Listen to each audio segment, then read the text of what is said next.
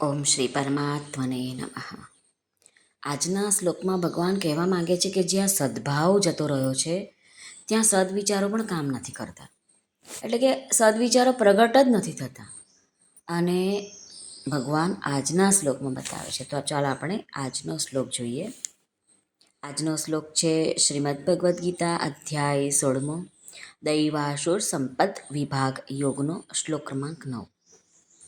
श्रीभगवानुवाच एतान् दृष्टिमवष्टभ्य नष्टात्मानोऽल्पबुद्धयः प्रभवन्त्युग्रकर्माणः क्षयाय जगतो हिताः.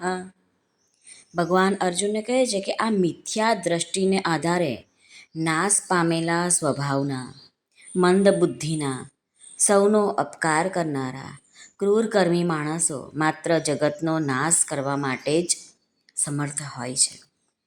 સાધક સંજીવનીમાં રામ સુખદાસજી મહારાજ વર્ણવે છે તે આપણે સાંભળીએ. એતાન દ્રષ્ટિમાં વષ્ટભ્ય. આવા લોકોને કર્તવ્ય શું છે, અકર્તવ્ય શું છે એનું કંઈ જ ભાન નથી. ઈશ્વર છે જ નહીં, પ્રારબ્ધ કશું નથી, પાપ પુણ્ય પરલોક કશું જ એની ખબર નથી પડતી. શૌચ સદાચાર એની પણ એમને કશી ખબર પડતી નથી.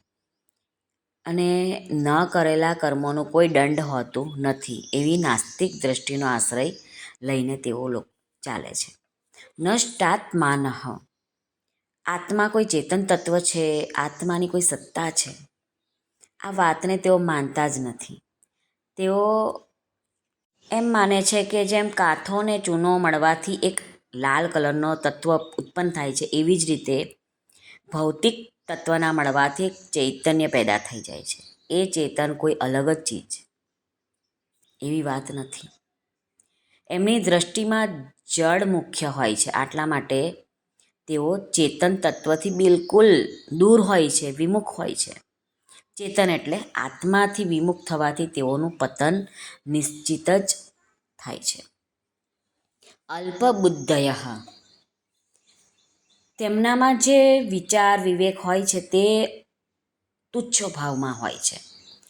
એમની દ્રષ્ટિ દ્રશ્ય પદાર્થો પર આલંબિત રહે છે કે કમાઓ, ખાઓ, પીઓ, મજા કરો, આગળ ભવિષ્યમાં શું થશે, પરલોક શું છે, એ વાતો એમની બુદ્ધિમાં આવતી જ નથી, સમજણ જ નથી પડતી એમને. અલ્પબુદ્ધિ એટલે એનો અર્થ એ નથી કે એમનામાં કંઈ બુદ્ધિ નથી કામ કરતી, પણ અલ્પબુદ્ધિ ભગવાને એટલા માટે કીધું છે કે ધર્મ શું છે, અધર્મ શું છે, સદાચાર દુરાચાર શું છે અને એનું પરિણામ શું આવવાનું છે, આ બધા વિષયોમાં એમની બુદ્ધિ કામ નથી કરતી. એમની બુદ્ધિ એક જ બાજુ ચાલે છે કે ધન કેવી રીતે ભેગું કરી શકીએ, કેવી રીતે કમાઈ શકીએ વધારે.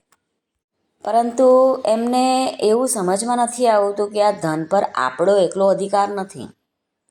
આ જે કમાયેલું ધન છે એમાંથી આપણે સંસારની પણ કંઈક ને કંઈક મદદ કરવી જોઈએ.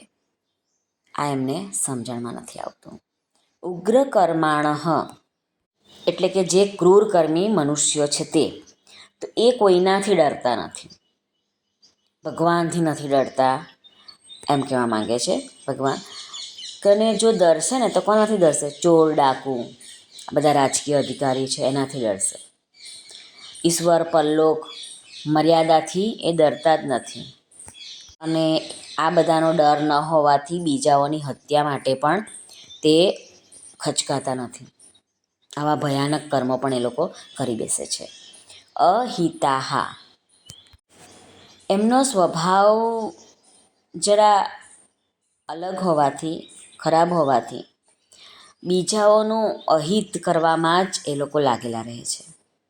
બીજાઓનું નુકસાન કેવી રીતે થાય એ જ એમણે જોવું હોય છે, એ જ કરે છે. જગત ક્ષયાય પ્રભવંતી. એમની પાસે જે શક્તિ છે, સામર્થ્ય છે, પદ છે, અધિકાર છે, એ બધું જ બીજાઓનો નાશ કરવામાં લાગી જાય છે. બીજાઓનો નાશ કરવાનો જ એમનો ઉદ્દેશ્ય હોય છે. પોતાની સિદ્ધિ થાય છે કે નહીં, પોતાનું સારું થાય છે કે નહીં, એ એમનો ઉદ્દેશ્ય નથી હોતો, પરંતુ બીજાઓનું સારું થવું ના જોઈએ, બીજાઓની ઉન્નતિ એ લોકો સહી નથી શકતા. આવા આસુરી સ્વભાવવાળા મનુષ્યો પશુ પક્ષીઓને મારીને ખાઈ જાય અને પોતાના થોડાક સુખ માટે બીજાઓને કેટલું દુઃખ થયું છે એનો વિચાર જ નથી કરતા. આવા ગુણો હોય છે આસુરી સંપદા લઈને જન્મેલા મનુષ્યોમાં. એ આ ભગવાને આ શ્લોકમાં કહ્યું. શ્રી કૃષ્ણ અર્પણમસ્તુ. સર્વને ભાવથી જય શ્રી કૃષ્ણ. રાધે રાધે. હરિઓમ તત્સત. જય ગુરુદેવ દત્ત. જય સ્વામિનારાયણ. જય માતાજી. નમઃ પાર્વતી પતે. હર હર મહાદેવ. સિદ્ધેશ્વર મહાદેવની જય. આજના આનંદની જય. સર્વનું કલ્યાણ થાઓ, સર્વનું કલ્યાણ થાઓ, સર્વનું કલ્યાણ થાઓ. જો આપણે આ વિડીયો પસંદ આવ્યો હોય તો આ ચેનલ છે ધાર્મિક ગીતા પ્રેમધારા, અને લાઇક, શેર અને સબસ્ક્રાઈબ જરૂરથી કરશો. આપ સર્વનો ખૂબ ખૂબ ધન્યવાદ. આભાર.